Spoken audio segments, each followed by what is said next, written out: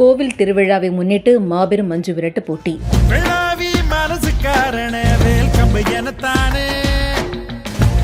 சிவகங்கை மாவட்டம் சிங்கம்புணரி அருகே கொடுங்குன்றப்பட்டி கிராமத்தில் கோவில் திருவிழாவை முன்னிட்டு மாபெரும் மஞ்சு விரட்டு நடைபெற்றது.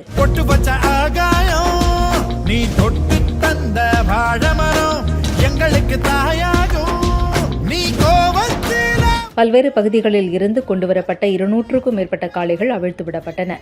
ஆயிரக்கணக்கான பொதுமக்கள் ஆரவாரத்துடன் காளைகளை ரசித்தனர். வெற்றி பெற்ற வீரர்களுக்கும் காளைகளுக்கும் பரிசுகள் வழங்கப்பட்டன.